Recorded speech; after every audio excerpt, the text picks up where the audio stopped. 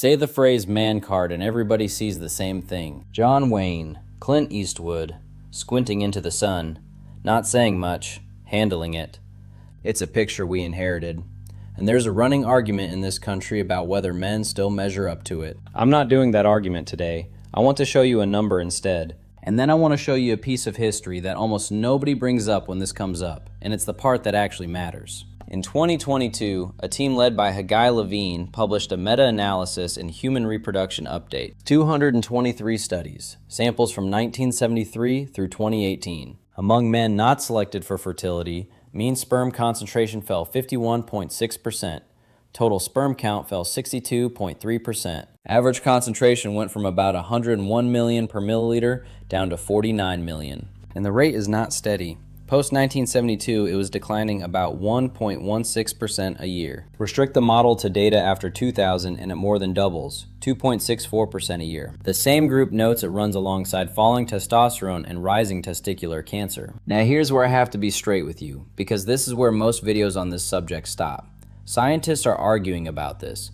A 2023 meta-regression in andrology, looking at the last 2 decades, did not find a statistically significant decline in total sperm count. A 2023 meta-regression in andrology, looking at the last 2 decades, did not find a statistically significant decline in total sperm count. The fights are about methodology, different populations, lab standards that changed across 50 years, who ends up in the sample.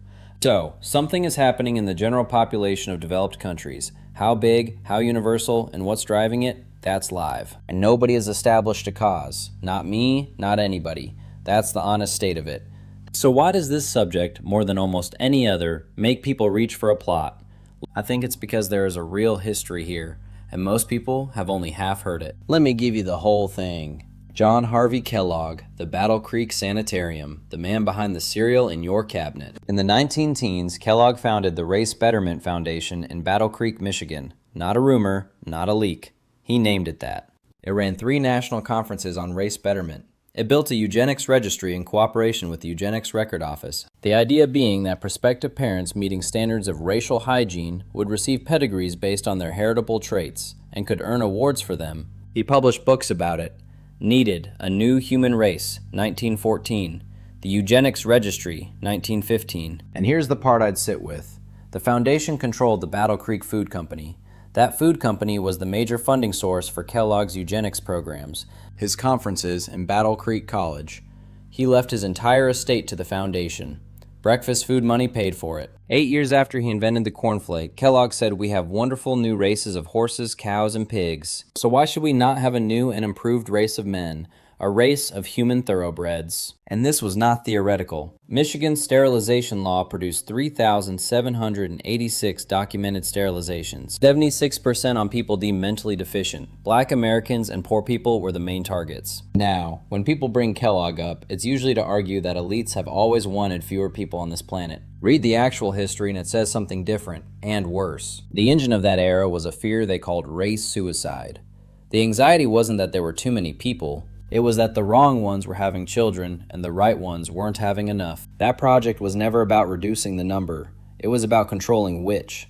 That's the correction I'd make. And it's the version with names, dates, court records, and a body count attached. One more thing, in fairness. Kellogg and his wife fostered 42 children of different races and backgrounds because they believed environment could partly overcome heredity. That doesn't redeem the man. It makes him harder to file away, which is usually a sign you're looking at real history instead of a story. And to be clear, the cereal company on the shelf today has nothing to do with any of this.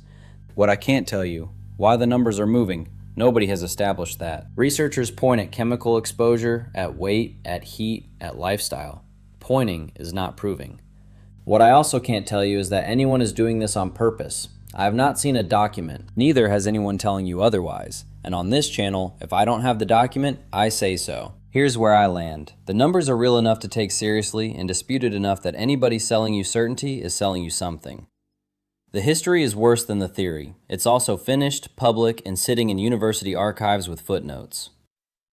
And the man card? Wayne and Eastwood never took a blood test to earn it. Whatever that phrase is pointing at, it was never in the lab work. Sources below. Read them and tell me if you see it differently. Trending headline therapy. Like, subscribe, and follow for more up-to-date headline therapy. That's trending headline therapy. I'll see you in the next one.